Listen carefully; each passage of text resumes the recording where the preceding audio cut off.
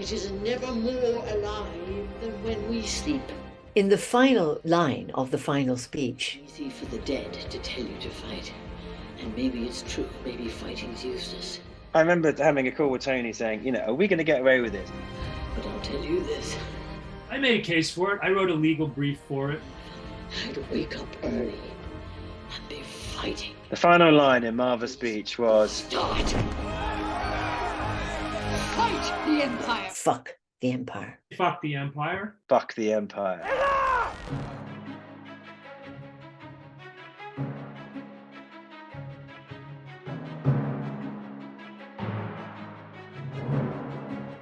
My name is Tony Gilroy. My name is Benjamin Carin. Hello, my name is Damián García. I'm Fiona Shaw, and I play Marva Andor. I'm a cinematographer for Andor. I'm the showrunner. I am the director of Andor. Welcome to Variety's Making a Scene. My name is Marva Carassi Andor. Marva Andor is Cassian Andor's mother by adoption. I spent a year, Cece Pounder was going to do that part. She was cast in that part for a long time, and everything with COVID, by the time we got there, she didn't want to do it because Fiona's name was just suddenly on the list. I'd seen some other work of hers before, but I'd watched all of Killing Eve, and it was just like, oh my God, well, let's have that. She just slipped it on like an old sweater. I mean, it just fit perfectly. We have a great division of labor in Ferrex. She owns a salvage yard. She's a prominent member of Ferrex in the Ferrex community. She is a past president of the Daughters of Ferrex. She's a lifetime resident. Her health is not so good. Cassian has some mad adventures during our show. And while he's gone, he's thrown into prison for a couple months. And she passes away while he's in prison. And he returns for her funeral. And there are many people on both sides of the rebellion that are wish to kill him. And so everyone is converging in episode 12 at the funeral in Ferrex to find Cassian Andor in the hope that he will return. And Ferrex has some unique funereal traditions, and one of them is Marva will be able to deliver her own eulogy. Just before she died, she recorded, using her robot, a speech in which she says what she's always wanted to say. And probably we should all be allowed such a speech after we die, when there's no recriminations on what you do say. And her speech, in essence, says that even though nobody would want a war, it's so intolerable what they are all living under that if she had her time again, she would be up in the morning and fighting.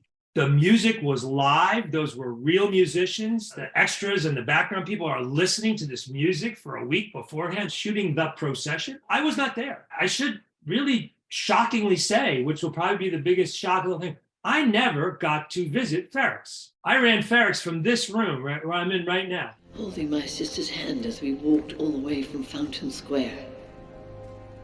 Where you stand now, I've been more times than I can remember.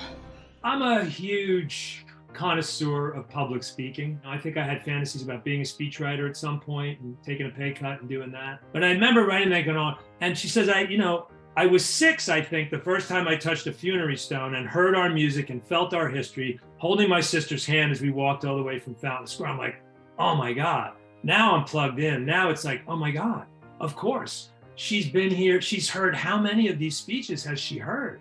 And once I have that, the revolutionary part of it is easy. I live in Islington in London, and I used to run around Islington learning that speech. And I'm really glad I did that. I learned it for some months because I knew, unlike most scenes where you're playing in reaction to another actor and responding to their questions or asking them a question, this was going to be entirely a sort of thesis by this woman on her own.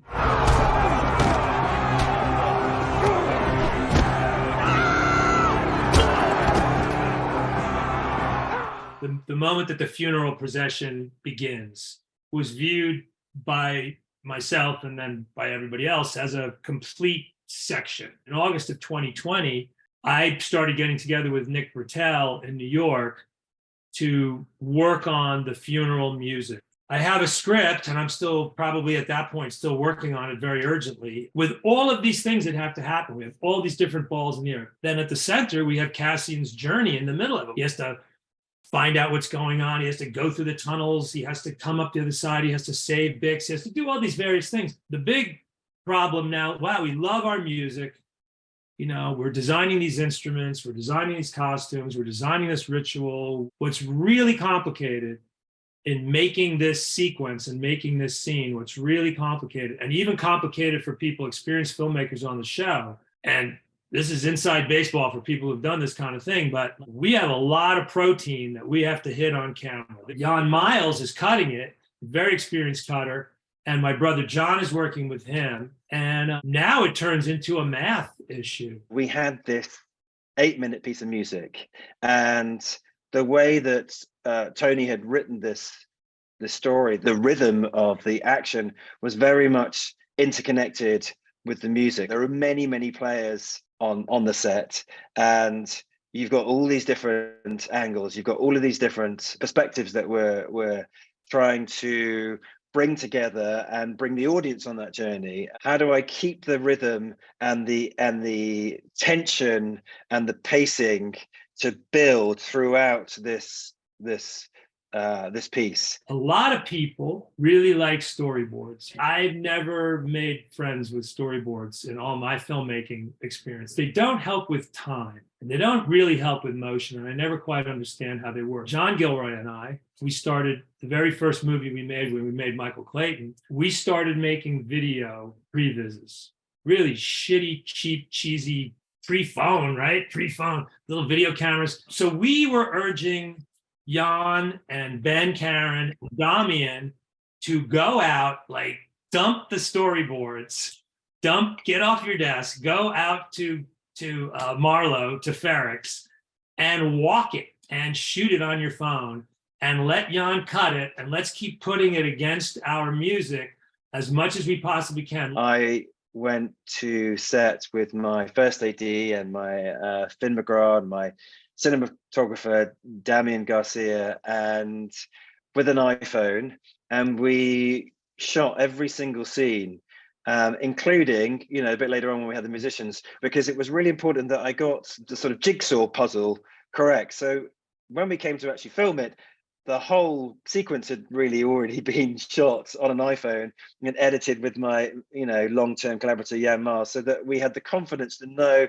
the rhythm of the editing, the placement of all our characters, the sight lines, where the musical instruments were going to come in, the perspective, the tonal changes. All of that took an immense amount of consideration and planning in the cold depths of winter in a backlot in Marlow where the set was still being built around us. Yeah, it was probably one of the biggest undertakings I've had as a director, but also one of the most satisfying, because I was probably the most prepared in terms of coming into filming. What was the actual pace of the camera? For instance, the camera is almost constantly moving, and we have like two different rhythms of the camera before and when the fight starts, it changes to a much more like hectic and handheld, crazy camera. And the camera during the procession and during Marva's speech is almost always moving, but very gentle and soft. Now they know all the places where there's friction, where there's dissonance. Now they were too short here, we're too long here.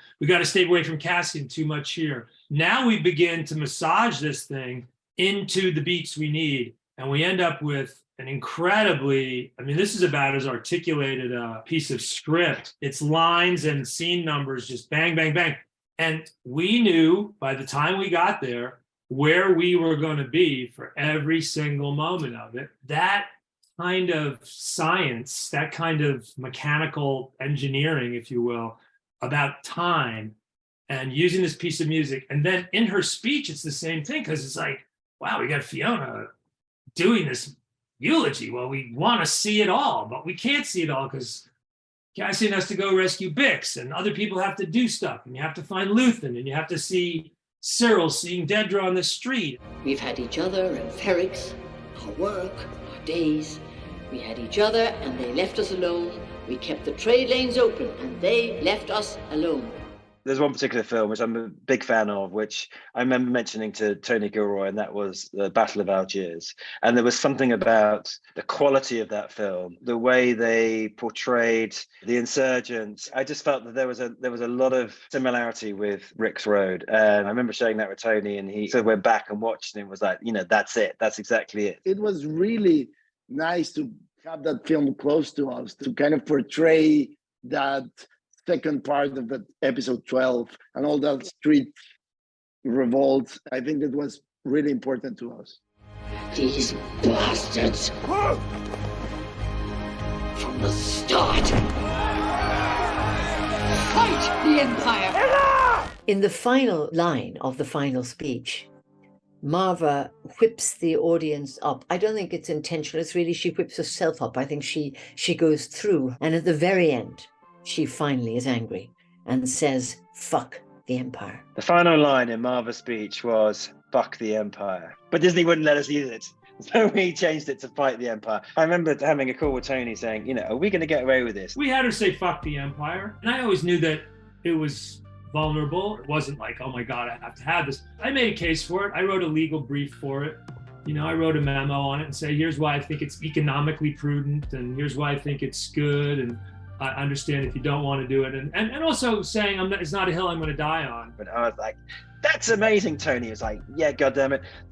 I know they're going to fight us, but you know, this is what I really want, and you know, and we're going to get it. And I believed him right to the very end. The boundaries on the show are pretty strict. It's not, I mean, you know, I can't do what they do on Game of Thrones. I can't do what they do on Euphoria. I have a lot of things tied behind my back, but we have a lot of advantages. Sadly, he lost that battle.